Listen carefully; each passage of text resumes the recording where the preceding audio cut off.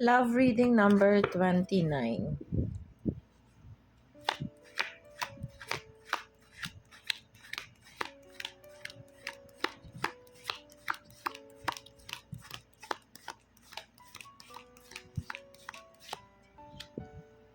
Okay.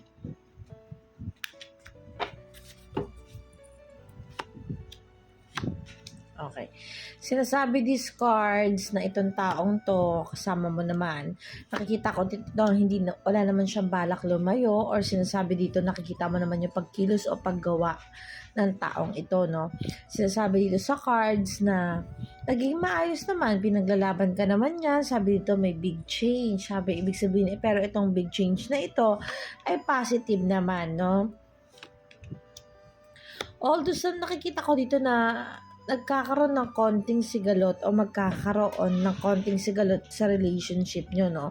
Nakikita ko dito na sa simula, maganda kasi yung takbo ng cards. Pero sinasabi dito kasi, sa nakikita ko, maganda yung takbo ng cards kasi matured enough naman kayo sa pagdidesisyon, or nakikita ko naman kayo yung tipo ng tao na hindi naman makamundo, like sabihin na natin may mga bisyo, may alak, or wala sa disposisyon sa utak, no? Sinasabi, itong mga taong to matalino, kayong dalawa matalino kayo, sabi dito, no? Nakikita ko dito na wala naman panghihinayang, or sinasabi dito na nararamdaman nyo naman yung pagkilos o paggawa. Okay, naintindihan ko na. Nagde-negative yung cards, this one, sa cards, maaaring meron kayong mga pinaplanong paglayo. Like, pagta-travel, pag-abroad, or paggawa ng mga yung paghahanap ng o pag-fulfill ng inyong career, no?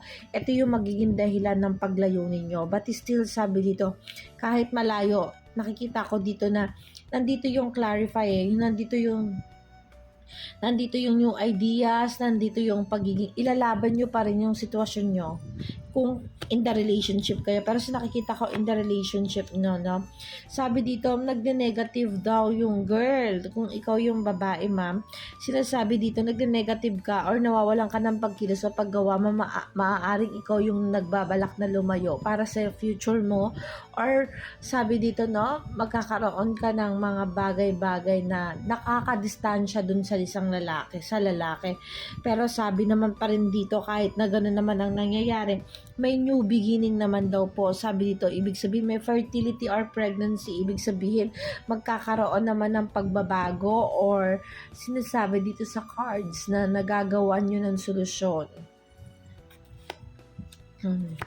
Hindi naman daw masisira kung ano yung meron sa inyo kahit na may lumayo sa inyo, no? Sinasabi dito sa cards, wishes come true ka pa rin naman. Sabi, ibig sabihin, kung ano yung mga pinapangarap mo sa isang relasyon, yung pag-uunawaan, nandun na talagang hindi siya matatanggal o hindi siya mawawala. Sinasabi dito sa cards na soulmate mo to in the future, kayo nito, kasi sa nakikita ko nagkakaroon na ng kaguluhan, or sinasabi natin na hindi maiiwasan kasi yung mga bagay-bagay. Sa nakikita ko, hindi pa kayo ganun katanda or tawag dyan.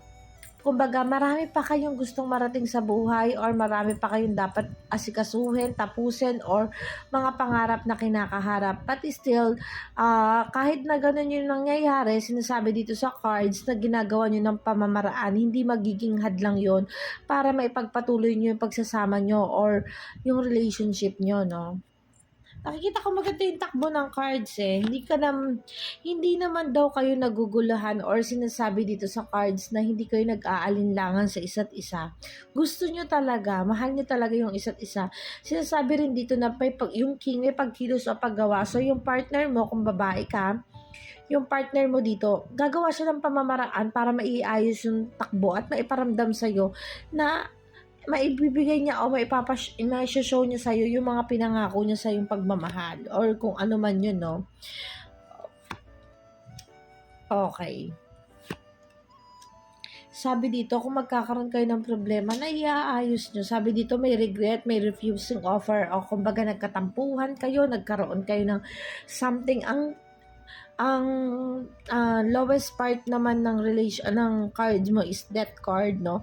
Death card is new beginning. So, ibig sabihin, matured enough naman kayo para mapagdesisyonan ng gawing tama yung mga solusyon sa mga problema nyong kakaharapin, no? So nakikita ko magiging maganda yung flow nito kasi nagkakaroon kayo ng pagbibigayan.